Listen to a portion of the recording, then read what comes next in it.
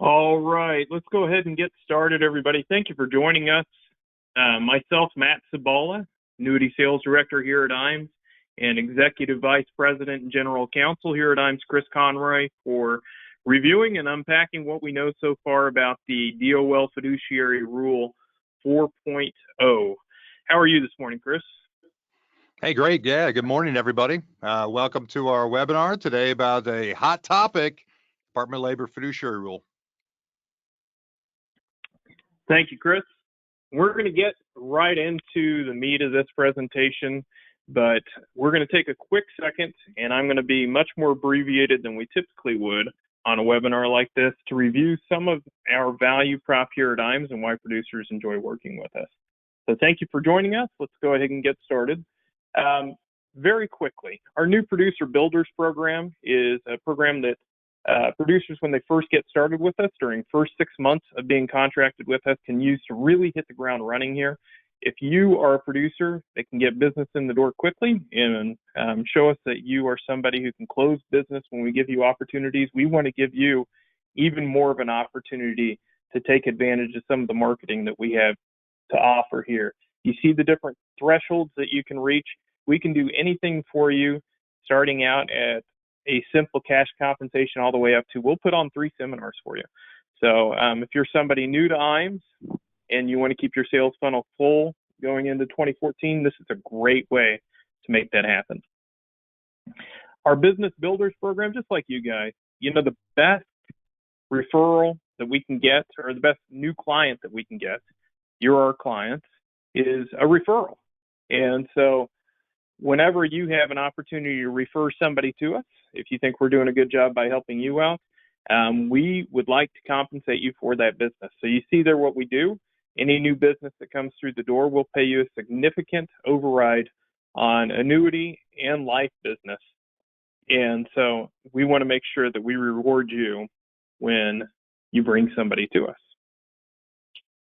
Back office support, we do a couple of things really well here at IAMS. One of those is our back office support. We have people who are experts with each of the carriers that you would submit business with. They will follow your business from submission to commission and let you know of anything that's needed in order to get that business processed. One of the useful tools that we have now is Firelight. Most of you are familiar with that. If you aren't putting your business through e-submission, it will save you time and make sure that we're cutting down on mistakes that we have to go back and try and fix with you. In addition to that, many of the carriers that we're working with are paying additional compensation by submitting electronically or just giving you a higher compensation rather than if you were to submit via paper. Some of them will even take a small percentage off when you submit business via paper. So if you need help with Firelight, let us know. You can access it through our website, and that will get that business scrubbed by our new business team once it's submitted. If you need help accessing it or have questions about it, talk to your annuity sales director. We'd be happy to give you a walkthrough there. Another thing that we do really well is creative marketing. I know our creative marketing team has seen a lot of new requests for some of the things that they do, everything from brochures and websites all the way up to getting you on the radio and everything in between. We'll help you look the part when you go to write business because people are always going to check you out online. We'll help you with your social media pages and making sure that you look every bit of the credible agent that you need to be in today's online marketplace. Also, one thing that I should mention here, if you have questions regarding what our marketing capabilities are or how you can keep your sales funnel full, we will do a comprehensive marketing analysis for you and your practice to put a custom plan together so you can bite off one piece at a time. And like I said, using that new producer bonus is kind of part of this. We want to leverage the capabilities here at IAMS so you can hit the ground running and make sure that you're taking full advantage of our capabilities here. Our website, if you haven't had a walkthrough of this, let us know, has everything on it from our comprehensive sales resource library where you can customize pieces to your practice that you can use in your presentations, to Annuity Rate Watch and a lot of other useful tools. Let us know if you need a walkthrough on that. But we want to make sure that you're tapping into the resources that are available on our website. The third thing that I think we do extremely well, there are three things. I think we're great with service, we're great with marketing, and I've been around the industry for a while. We have the best training in the industry. Our 2-day Life and Annuity Academy is a phenomenal opportunity for you as agents to come out and learn not annuity and life sales 101. This is high-level sales processes and best practices that you can tap into from other top producers like yourself, where you have an opportunity to share ideas and learn from the best. Let us know. We pay for you to go out, and in almost every circumstance, people that go out to these academies bring a couple new processes back to their practice that they do use to increase sales and efficiency in their practice. Right now, through the end of the year, we are doubling credits for all Athene business to our incentive trips right now. Athene has some of the best products across the board right now in the industry. And so for these 2 trips that we have up here on the screen, one of the qualifications is closing up here pretty shortly. But another one with Summit by the Sea is just getting started. So you have plenty of time to either make the qualification for the Seaside Sanctuary or get a great start towards Summit by the Sea. Any annuity premium, FIA business is counted dollar for dollar, is actually multiplied by 2 until the end of the year.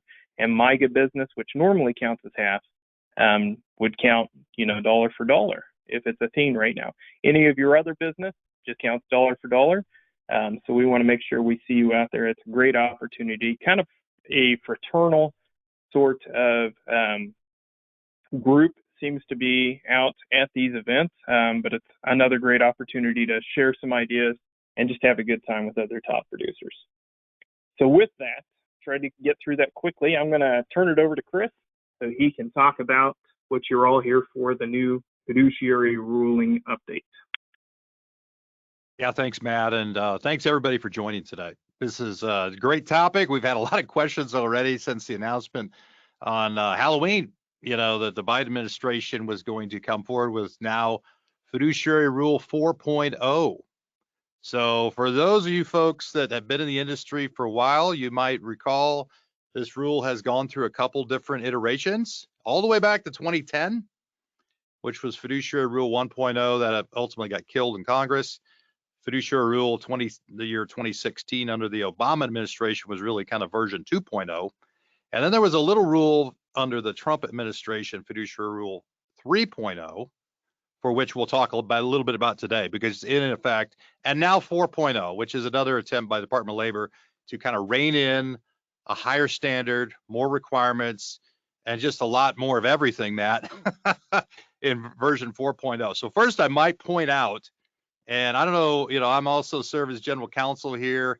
Prior life, I, kind of was an in-house lawyer, did a lot of that work. So I was very closely aligned with that 2016 rule. Ultimately, we prevailed in court and vacated that rule or unwound that rule. But this rule, if you see here, Matt, this rule, you see how thick that is? That's 800 pages. So we have an 800-page rule. And believe me, it's a lot of fun reading at night and so forth. But to basically come out with one rule in the words of 800 pages is quite a bit. So it's now dubbed the Retirement Security Rule, which is really Fiduciary Rule 4.0. I like to think of it in terms of administrations, whether it was, Obama administration, Trump administration, now Biden administration.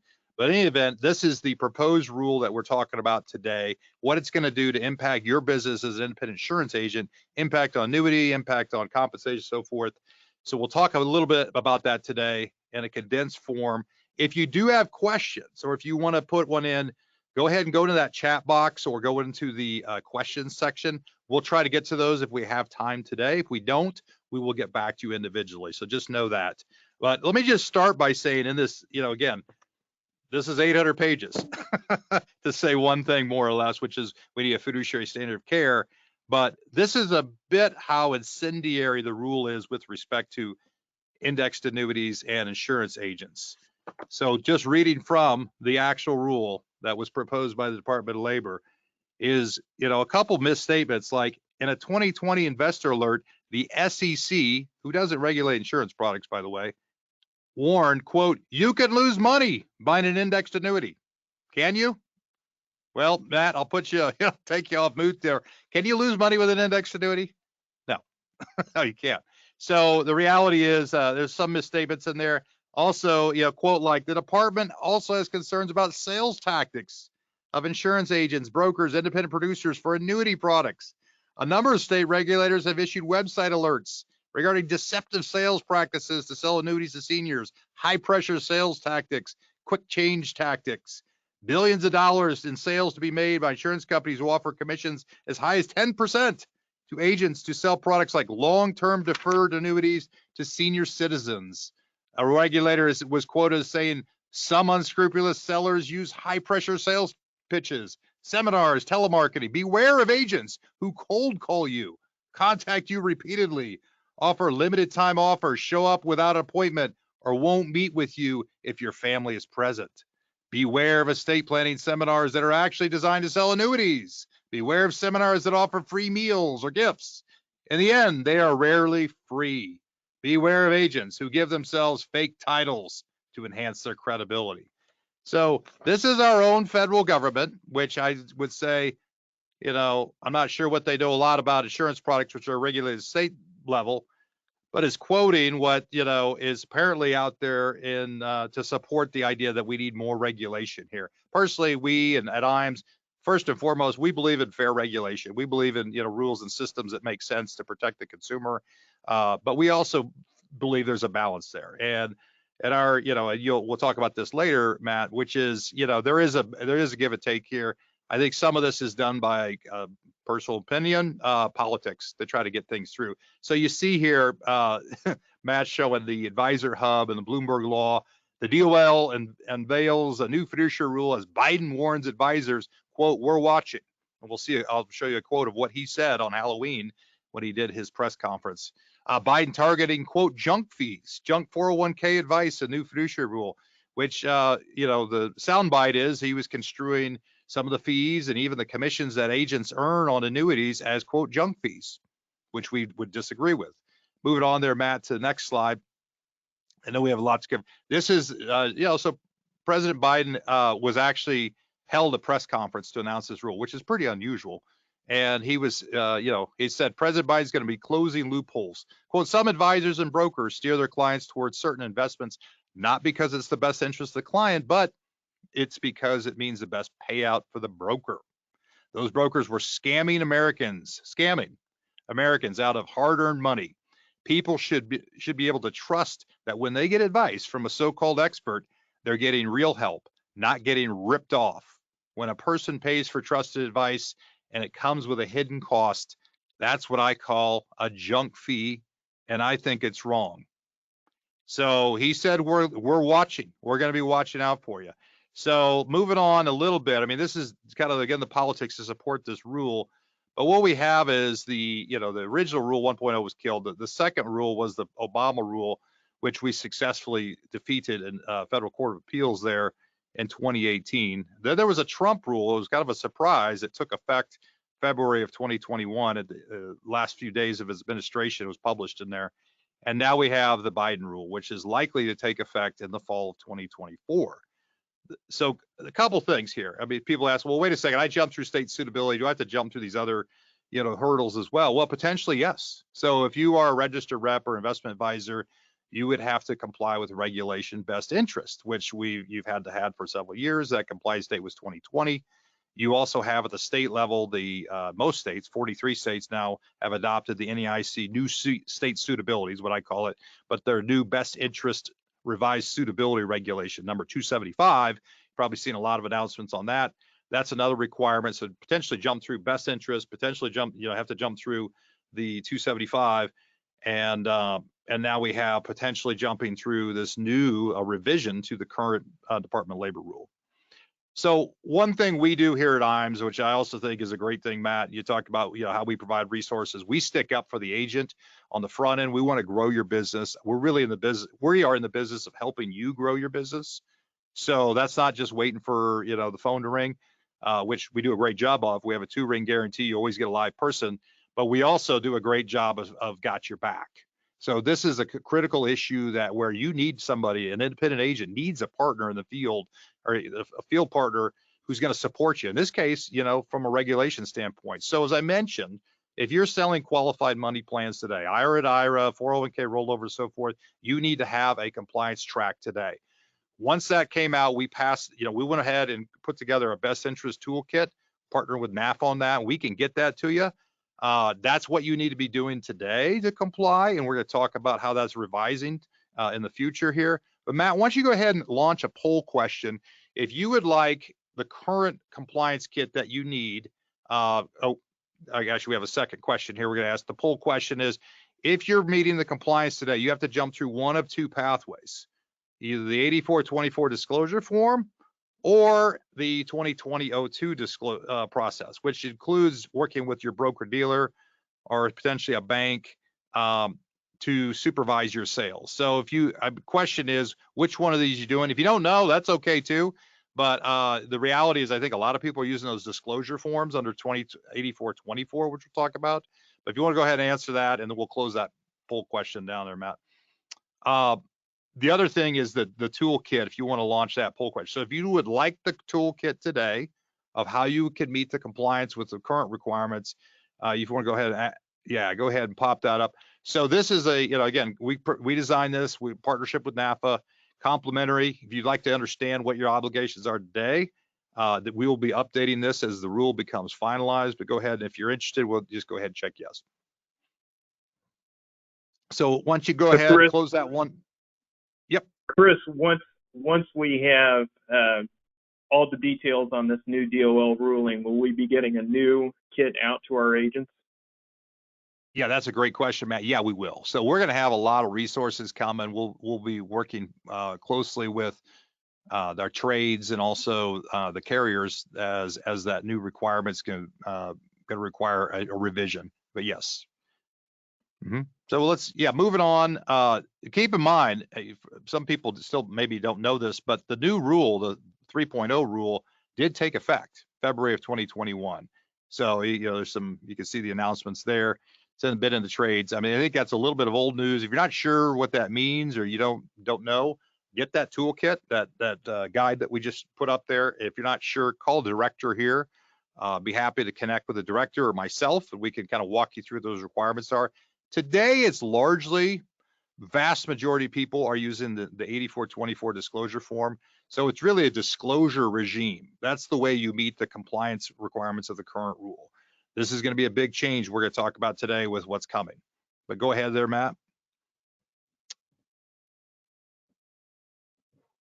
So, you know, the compliance, the current pathway, you see the disclosure form. We made available a sample form that you can use. This guide is a good way of demonstrating what you need to do to meet the current requirements. This is in addition to your state suitability. So that we talked about the NAIC 275, 43 states have adopted that, and expect that in probably the last 7 jurisdictions soon. But go ahead, Matt.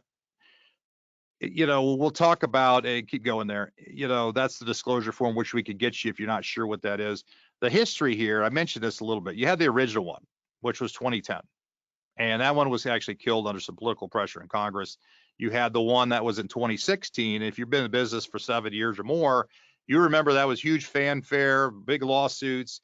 I was, you know, at the time I was on the board with NAFA, who was one of the parties who sued successfully in court, along with some of the other big trades.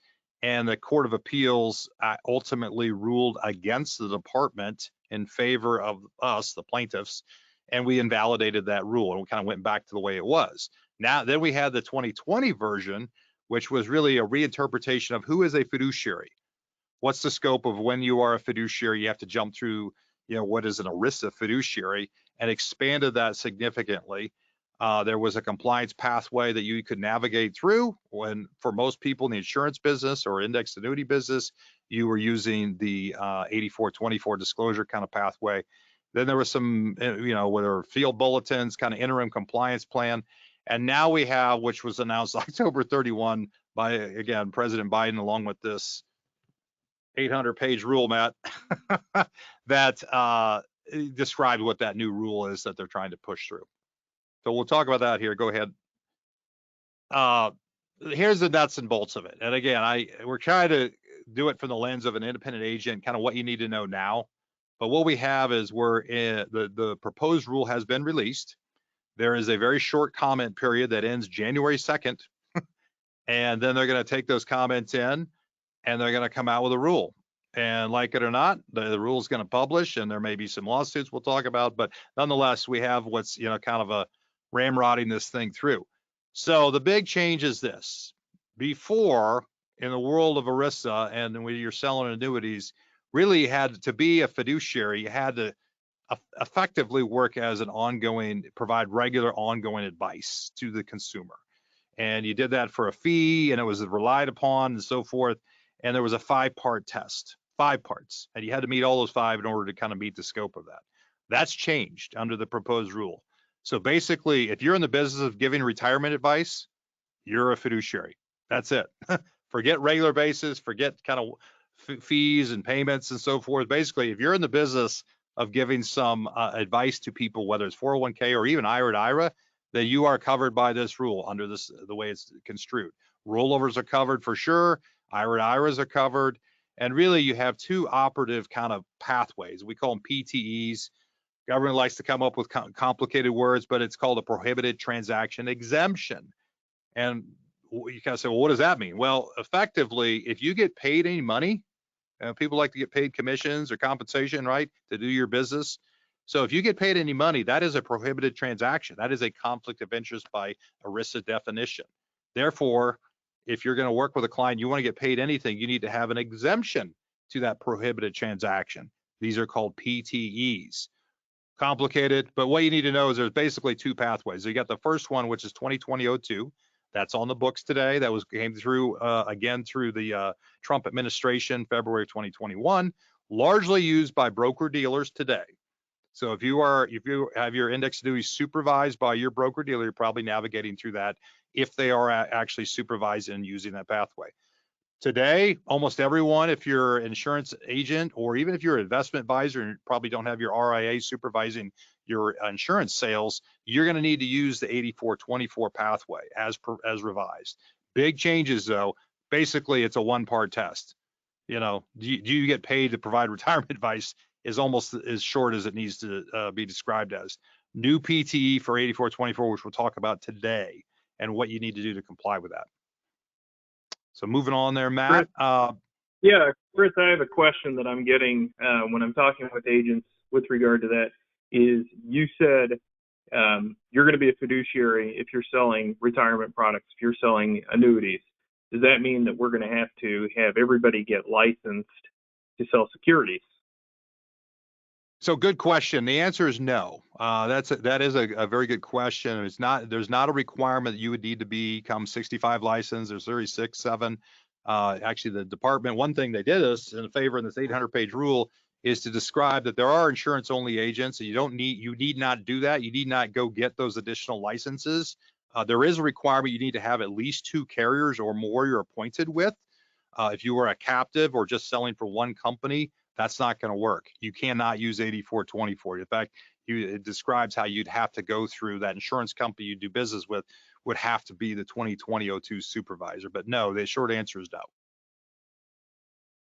So moving on there, who's kind of covered? 3 ways. One, if you have discretionary control, and typically those are people where you've delegated authority as an investment advisor, or you're representing to your clients that you are a fiduciary. So if you're saying that you're a fiduciary, then you're going to be by definition covered under the scope of this. And then third, this is a kind of a long worded thing by design to try to overcome the court challenge that's going to come, which is that you make investment recommendations on a regular basis as part of your business based on the individual circumstances of the client and may be relied upon as a basis for investment decisions that are in the best interest. That's a mouthful. In fact, that's paraphrased. The reason is the court, they knew that there will be a court challenge, and they're trying to construe this to create a trust and confidence requirement that the Fifth Circuit Court of Appeals had said. So long story short, if you're in the business of being giving advice for money, then you're going to be covered within the scope of this. Again, that 5-part test becomes a 1-part test. So moving on there, Matt. again, you have 2020-02, and 2020-02 is really the compliance pathway number one, which is designed for what I would call bona fide supervisory firms, firms that have a natural kind of supervision over all of your activities and what you recommend and can control your compensation, et cetera. So typically that's a broker dealer that's supervising those sales. Many of the broker dealers today supervise indexed annuities, maybe MYGAs, not typically, but that's within the scope of this as well. And it's basically any qualified money. Typically, it'd be a broker dealer that oversees everything in our world that we talk about. Some of you may be working in the bank world, and in theory, you're a W-2 bank insurance agent. You might be within the scope of that. RIAs, almost none of them are supervising indexed annuities or MYGAs today. So within that, there's really, they would have to navigate through a different pathway. In theory, they could. And then insurance carriers. So insurance carriers could have jumped through that 2020-02 pathway. None that I'm aware of are doing that today. Maybe one or two captives. The rule, the 800-page rule, talks about the potential for that if you're working with a true bona fide captive type of situation. Minor changes is what I would say relative to that. Although the scope of it and having to eliminate conflicts of interest completely is one big change for that pathway. 8424 so most of the people we work with are insurance only, and they're really gonna have to navigate through that. Originally created in 1984, these would come from the year, 1984. You had rulemaking that was gonna limit it to just MYGAs. That was thrown out. 2023, we have a big change here, and really what the scope being, doesn't go far enough is really the sound bite that you hear from the regulators. And this heightened supervision would require the carrier to help in that. They would not be a co-fiduciary. However, they'd have to create a big compliance apparatus in order to oversee your sales and make sure you're not engaged in impartial conduct. You don't have any conflicts of interest, and you're not, steering business away that's not in the client's, quote, best interest. Undefined ERISA best interest. So those requirements, you have a best interest standard of care. You might say, well, we're already doing that today, aren't we? Well, you are under NAIC 275 state, but that best interest standard of care is an ERISA standard of care. That's a fiduciary. The highest standard in kind of in the law of the land is this fiduciary ERISA type of standard of care. Second is a disclosure about your services and making sure you're describing everything that you provide to that client as far as what you can and cannot do. For those of you doing 8424, you might say, well, I already disclose, my commissions. You actually would need to describe your commission percentage and the specific dollar amount, which is a big change. And then the big thing is describing and providing to that client and the insurance company a written document that is comparing what they had and what they're going into. Now that's sort of like suitability today, but much more than that, and that you looked at all these different choices, and ultimately you can prove up that you have a better recommendation, serving that client's best interest. We'll talk later about some of those tools that we can make available to you so that you can meet that requirement. And then you have a lot of insurance carrier requirements. We'll have to see which carriers are willing to engage in that, building that big compliance oversight type of system. We expect some will. There is a lot of burden that's going to place on the insurance company. IMOs might partner as well in some of that. But a couple big changes. Fundamentally, the rule goes into detail about trying to identify and eliminate conflicts of interest. The biggest one of which under ERISA law is really compensation, getting paid something or getting paid more to do something that might be in your best interest, but not in the client's best interest. So commissions fundamentally, and incentive compensation, conflicts of interest, incentive trips, tier-based type of production benefits and so forth are right in the fray of under attack. They were announced by President Biden in his kind of 10 minutes of commentary. And we would expect that that's going to be certainly within the scope of this. Additional legal and tax liability, potentially excise taxes and disgorgement of your commissions if you would violate this rule. So Chris, one of the questions I'm getting here is, are we going to have to show multiple illustrations when we position a product for a client under the new ruling? Yeah, good question. Multiple illustrations, I think, would be a good idea. You're going to need to demonstrate by law under the rule, you'd have to have at least two carriers that you're working with. And I would expect it'd probably be good to have in your file proof that you showed multiple, or you looked at multiple carrier illustrations. Yes. Oh, sorry about that. Yeah. So one big change I think that a lot of insurance agents are going to see is, what do you do with rollovers? So rollovers from a 401k, 403b plan, and there's really a much higher standard under this rule, which is analyzing all those plan options, looking at all the choices, all the costs, all the fees, who covers what, and do it on a prospective forward basis, evaluating all those alternatives and whether it's better. There's a huge bent towards keeping the money in these plans.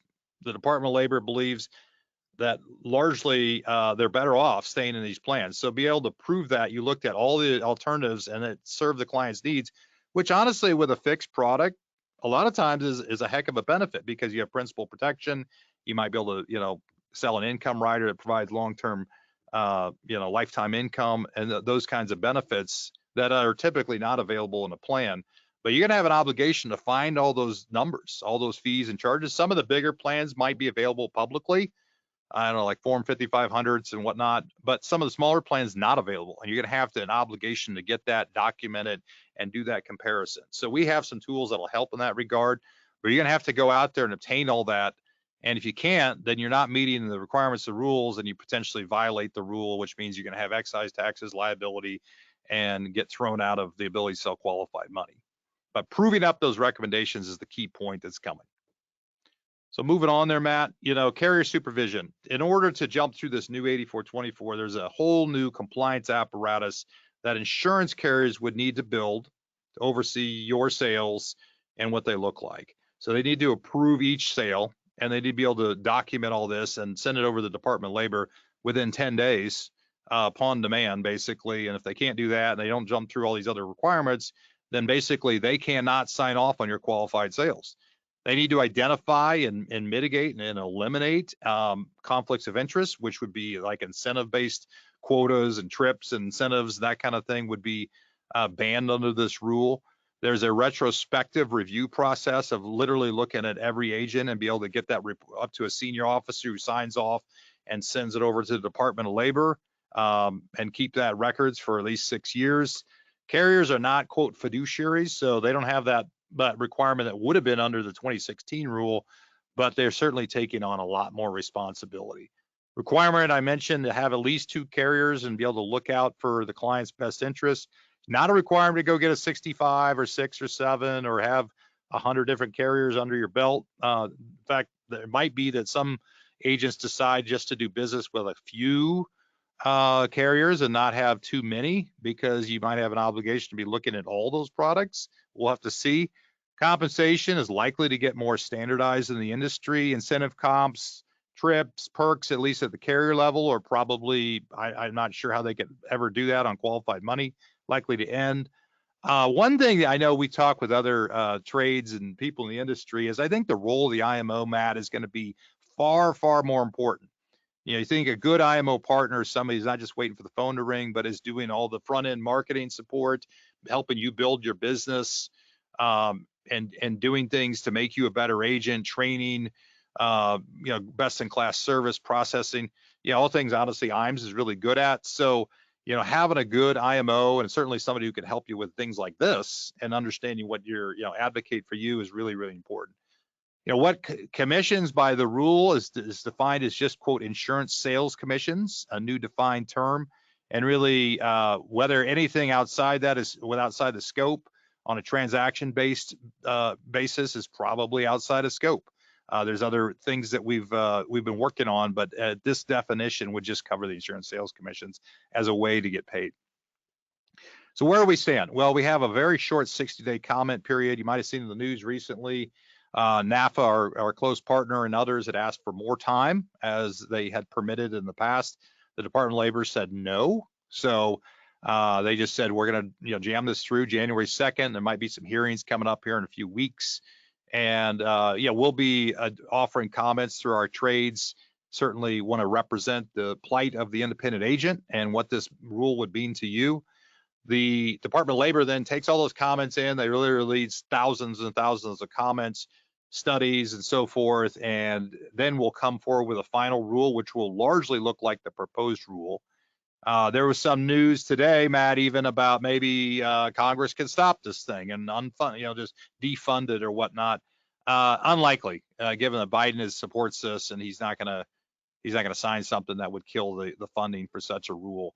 There are some thought about litigation. Currently, our friends with FACC, Federation for Americans for Consumer Choice, we are a member of, and we support that. That's a court case currently challenging the Trump rule, the definition of fiduciary. And so we know that could have an impact. Talking to some trades yesterday, it sounds like some, depending on where the final rule lands, might be a party to another lawsuit. So we'll see that. As you might recall from last time, there were lawsuits, but there's still interim compliance. You still have to comply during the pendency of those lawsuits, which probably happen here. But that could delay it, could change it. We'll have to see. A lot of political pressure that could be done at the White House or Congress. And also ultimately, what are other factors is whether carriers are willing to build that compliance apparatus for your 8424. So a lot of things could happen. You got to be prepared. You need to have a partner like an IAMS who kind of knows this rule, is going to be sticking up for you, is going to provide you the tools, the resources in order to best meet compliance. So let's talk about that. First of all, we have the NAIC 275 compliance kit. This is your new state suitability. Probably know about it. You've probably seen the new carrier forms, maybe some announcements. If you got any questions, just ask for our kit or we can get it for you and talk to you about it. We're doing a lot of ongoing education webinars. We do over 300 webinars a year here. We're always trying to be best in class on education and training and making you a better producer. We're going to closely partner with the trades. We're a proud member of NAFA. I used to be chairman of the board of NAFA. We're always there with an eye towards the independent agent, making sure you can continue to provide these great products to your customers and building out a compliance pathway. We'll be working with comments into the Department of Labor on this. And you can contact your congressman and voice your objections. We can help you with that if you need. I think documenting your sales process, what you looked at, and be able to prove up that it served best interest is really the critical sauce here. Probably more than you're doing today. Even if you're robust, holistic advisor, you're probably not meeting all the requirements that are there. You're going to check back. We'll have a lot more information as this continues. I would join NAFA, National Association for Fixed Annuities. You can do that as a independent agent. They are the number one. Their exclusive purpose is to stick up for fixed annuities, which are right in the fray on this. And then Matt, I'm gonna, you could talk a little bit about. We got a lot of great tools. I think some of this is going to come down to tools and technology as part of the story. So understanding your obligations, having the carrier supervision, but then having a kind of a robust technology that can help you. So do you want to talk a little bit about some of those? Sure. Yeah, thank you, Chris. It's more important than ever to be ahead of the game, I would say, when it comes to compliance now. And we've got a number of tools that'll help you do that. Retirement Analyzer is an excellent resource that many of you are probably familiar with. It's been around for over a decade now, and they continue to make improvements to it. But it's going to help you take a comprehensive look at your client's assets and make sure that you're providing the best recommendation possible. It's also an excellent tool for your sales process to easily position the correct product for your client. And we'll work with you here to make sure that we've taken a look at every opportunity to provide the best solution for your client. Indexalizer is another cutting edge tool that allows you to take a look. Nobody has a crystal ball, but it allows you to take a look at the performance of all the indices in the industry that you can use when you're allocating with an indexed annuity and IULs, and potentially find the best solution for your client. It's really, really useful when somebody's got an older policy, so the past year to a decade, even going back longer than that, indexed annuities and MIGAs, the rates weren't nearly as good as they are now. And this Indexalizer tool can let you see the performance that a client could get now, even if carriers are going to reduce rates once you get into a contract compared to the products that they're in now. And A lot of times it's a disservice to your client to let them sit in those older policies. An indexalizer allows you to easily compare and show what a better, more current product can do for your client. And I think that will go a long way in showing that you are acting as a fiduciary and providing the best possible solution for your client. Journey Mark is similar to Retirement Analyzer, but it comes with Indexalizer. So Indexalizer, we have a partnership with the group that has developed that. So you can get it for $25 a month, which is a steal because Journey Mark typically costs $100 a month. So it's a very similar tool to Retirement Analyzer that takes a comprehensive look at your client's assets and helps you position the best possible solution. Track and Retire Ready is similar in that regard. It does the same thing, but it's specifically developed to assist you in the federal and the 403B space, although you don't have to use it for that. You can use it very much like Journey Mark and Retirement Analyzer, but it's a very, very useful tool if you plan on working with municipal workers, people in the education space, or federal workers. Annuity Rate Watch, when you contract with us, we give you access to this. It is an excellent and I think very necessary tool to be able to compare the different products that you have access to. And here at IAMS, you'll have the full suite of options.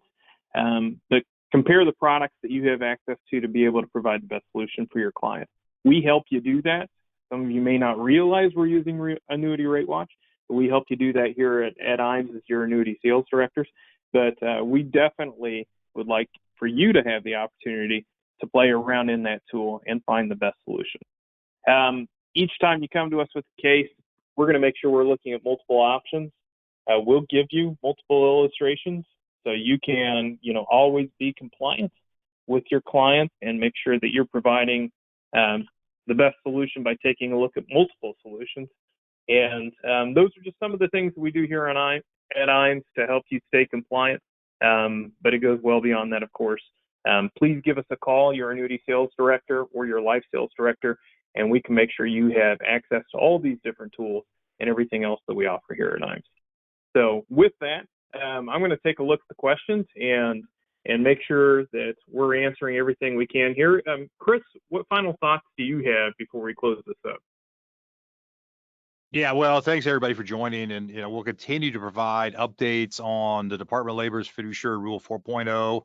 I would tell you this is don't just stick your head in the sand and think it's just going to die or go away. That's not a strategy. I mean, we walk through that you already need to have a process. You work with qualified money. We can help you with that. That disclosure form is today's kind of compliance pathway. Things are going to change in this industry, and it's important you have a good partner like an IAMS that's on the forefront of this. We're tied in as close as any IMO I know, and I know them all, as with all the trades and kind of on top of this issue. So we're going to have the updates on compliance and what you need to do in order to make sure you're not running afoul of any trouble. Another thing you can do, Matt, you might run that polling question. I mean, we get more and more people want to pursue the 65, the IAMS, and we have an IAMS Wealth Management sister company. And we've had a lot of people, take a look at that. It's not required, obviously, to do business here. But if you'd like more information on what does it look like to become a 65 license, become an investment advisor rep, we have a great company that's obviously supportive of insurance sales and how that fits with designing holistic plans for advisors or for clients. And so if you're interested in more information, we can get that over to you just so you at least know what's out there. You might be an existing advisor and you kind of want to save money and just end up, have us do all the compliance and oversight and use our tools. We have a pathway for you as well. So if you're interested in that, go ahead and check yes. I guess with that, it's just, make sure you're talking to us. If you have any questions, we're going to be at the forefront of this. We're going to be reading these 800-page rules and we're going to be advocating for you. We're going to be sticking up for you. We got a lot more that'll be coming though. I'll back to you though, Matt. Yeah, Chris, so just a couple of questions here that looks like we have a little bit of time to address.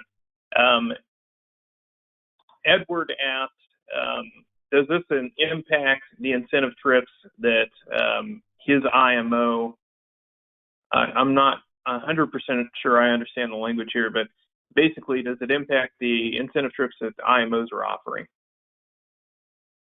Yeah, so good question. Incentive trips and vacations and perks and that kind of thing are clearly the focus of much of the rule. And that was called out by the White House fact sheet. Certainly at the carrier level, we see that as kind of out of scope, out of bounds, at least with regard to qualified money. At the IMO level, to be determined, not very clear. I think the intent of the Department of Labor is to rule out all of that. That's not really identified other than if that would cause a conflict of interest, that would cause, somebody to do one carrier, one product over another, then it would be a conflict. I think, the Department of Labor would intend to rule that out. We here actually we're carrier product agnostic. We count all the life insurance, all the annuities, everything kind of counts. So, that's less of a risk, but it probably depends a little bit upon the firm that you're working with. Any other questions? Couple more. Yeah, a couple more. Cindy, we will have a recording of this, and everybody else. This will be on YouTube here probably within an hour or two, so you'll be able to catch any of it that you missed. Chris, good question here that I've gotten a couple of times on the phone with agents. What about the DOL's seeming expectation that it's asking agents to analyze options in 401k plans when they only have an insurance license? Isn't that giving investment advice and going against FINRA standard for insurance-only reps? Yeah, good question. Whether that's kind of crossing the line and you're giving securities advice, and there's not a great answer to that other than, specific recommendations to a client about specific holdings. It would be crossing into rendering, now you got another issue with the SEC potentially or state securities that you're rendering investment advice without a license. But the rule specifically requires you to do an analysis of comparing costs and fees and charges. It's probably a bit of a narrow answer, but you have an obligation to look at it. So under the federal rule, if it goes through as written, you got to meet that requirement. And, if you're doing suitability today, you might be comparing a VA, and you need to be focusing on the insurance benefits of what you have with the replaced product. You do have an obligation to be looking at the old thing, just like you would with a VA replacement. But that specific advice of getting, let's get rid of this or let's get rid of that, or let's, Facebook stock is up or down and you don't have a license to do that would be out. That would get you into trouble with a different regulator.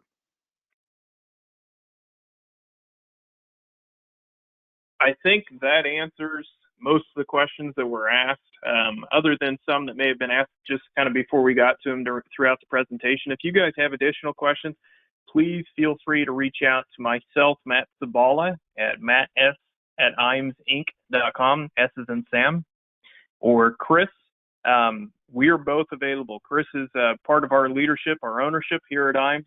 But the great thing about us is any of us, all the way including up to Steve Murray, our president, they'll hop on the phone with you and have a conversation about whatever it is you're curious about or you're needing.